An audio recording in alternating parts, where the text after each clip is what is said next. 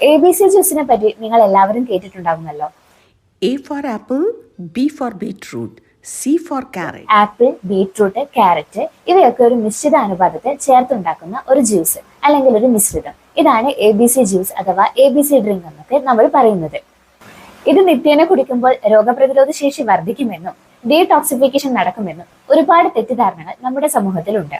എന്നാൽ അങ്ങനെയൊന്നുമില്ല. ഇതിൽ ധാരാളമായി വൈറ്റമിൻസും മിനറൽസും അടങ്ങിയിട്ടുള്ളത് കൊണ്ട് തന്നെ ശരീരത്തിന് ഇത് വളരെ നല്ലതാണ്.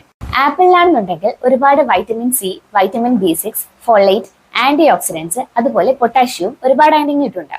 അടുത്തത് ബീട്രൂട്ട്. ബീട്രൂട്ടിലാണെന്നുണ്ടെങ്കിൽ ഒരുപാട് മിനറൽസ് ആണ് ഉള്ളത്. അതായത് ഫോളേറ്റ്, മാഗ്നീസ്, മഗ്നീഷ്യം, ഒപ്പം തന്നെ വൈറ്റമിൻ സിയും വൈറ്റമിൻ എയും അടങ്ങിയിട്ടുണ്ട്. ക്യാരറ്റ് നമുക്കറിയാം ഒരുപാട് വൈറ്റമിൻ എയും വൈറ്റമിൻ സിയും അടങ്ങിയിട്ടുള്ളതാണെന്ന്. ഒപ്പം തന്നെ ഇതിൽ ചെറിയൊരു എമൗണ്ടിൽ കാൽഷ്യവും പൊട്ടാഷ്യവും അയണും അടങ്ങിയിട്ടുണ്ട്. എങ്ങനെയാണ് ഇത് ഉണ്ടാക്കുന്നതെന്ന് നോക്കാം. സാധാരണ രീതിയിൽ ഒരു ആപ്പിളും ഒരു മീഡിയം സൈസ് ക്യാരറ്റും ഒരു ചെറിയ ബീട്രൂട്ടും ഒരുമിച്ച് മിക്സിയിൽ ഇട്ടതിന് ശേഷം ഒരല്പം വെള്ളം ചേർത്താണ് ഈ ജ്യൂസ് പ്രിപ്പയർ ചെയ്തെടുക്കുന്നത്.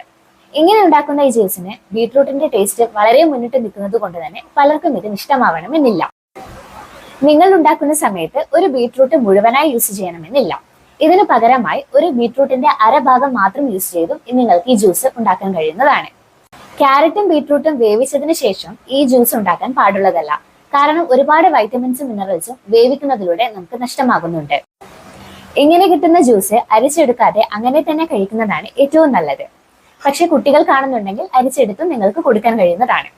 ഇനി ഒരു അല്പം ടേസ്റ്റിന് വേണ്ടി നിങ്ങൾക്ക് ഉപ്പോ അല്ലെങ്കിൽ നാരങ്ങ നീരോ ചേർത്ത് ഈ ജ്യൂസ് കഴിക്കാൻ കഴിയുന്നതാണ്. കുട്ടികൾ കാണുന്നുണ്ടെങ്കിൽ തേനും നിങ്ങൾക്ക് ഉൾപ്പെടുത്താം. മുതിർന്നവരാണെന്നുണ്ടെങ്കിൽ തേൻ ഒരു കാരണവശാലും ഉൾപ്പെടുത്താൻ പാടില്ല. കാരണം നിങ്ങൾക്ക് വെയിറ്റ് ഗെയിൻ, അതായത് വണ്ണം വെക്കാനുള്ള ടെൻഡൻസിയോ അല്ലെങ്കിൽ PCOD ഉണ്ടെന്നുണ്ടെങ്കിൽ അല്ലെങ്കിൽ നിങ്ങൾക്ക് ഷുഗർ ഉണ്ടെന്നുണ്ടെങ്കിൽ ഈ തേൻ യൂസ് ചെയ്യുന്നത് ഒട്ടും നല്ലതല്ല. കാരണം അതിൽ ധാരാളമായിട്ട് ഫ്രക്ടോസ് ഉള്ളത് കൊണ്ട് തന്നെ. ഈ ജ്യൂസ് കുടിക്കുന്നതിലൂടെ നമുക്ക് ലഭിക്കുന്ന ആരോഗ്യ ഗുണങ്ങൾ എന്തൊക്കെയാണെന്ന് നോക്കാം. ഒരുപാട് വൈറ്റമിൻസും മിനറൽസും ധാരാളമായി ഉള്ളിൽ ചെല്ലുന്നത് കൊണ്ട് തന്നെ ഒരു തരത്തിലുള്ള ഡെഫിഷ്യൻസിയും നിങ്ങൾക്ക് ഉണ്ടാകുന്നതല്ല.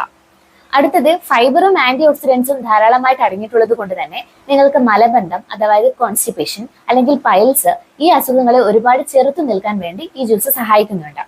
കൂടാതെ സ്കിന്നിന് ഒരുപാട് ഗ്ലോ കിട്ടുവാനും ഒരു ദിവസത്തെ ഉന്മേഷം നിലനിർത്തുവാനും ഈ ജ്യൂസ് സഹായിക്കുന്നു. ആരൊക്കെ ഈ ജ്യൂസ് കുടിക്കാൻ പാടില്ല എന്ന് നോക്കാം. നിങ്ങൾക്ക് കിഡ്നി സംബന്ധമായ ഏതെങ്കിലും അസുഖം ഉണ്ടെന്നുണ്ടെങ്കിൽ ഈ ജ്യൂസ് കുടിക്കുന്നത് ഒട്ടും നല്ലതല്ല. കാരണം ഞാൻ നേരത്തെ പറഞ്ഞതുപോലെ ഈ ജ്യൂസിൽ ഒരുപാട് പൊട്ടാഷ്യം അടങ്ങിയിട്ടുണ്ട്.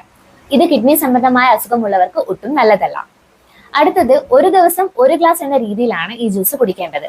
അമിതമായി കഴിഞ്ഞാൽ ചിലരിൽ ഇത് കിഡ്നി സ്റ്റോൺ ഫോം ചെയ്യാൻ വേണ്ടി കാരണമാകുന്നുണ്ട്. നിങ്ങൾക്ക് IBS അതായത് ഇൻഫ്ലമേറ്ററി ബവൽ സിൻഡ്രോം അല്ലെങ്കിൽ ക്രോൺസ് ഡിസീസസ്, കുടലിനെ ബാധിക്കുന്ന ഒരു തരം അസുഖമാണിത്.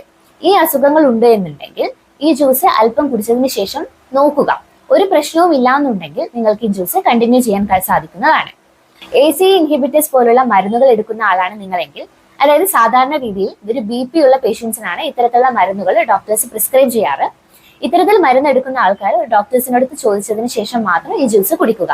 അതുപോലെ വയാഗ്ര ടാബ്ലറ്റ് എടുക്കുന്ന ആൾക്കാർക്കും ഈ ജ്യൂസ് കുടിക്കുന്നത് ഒട്ടും നല്ലതല്ല.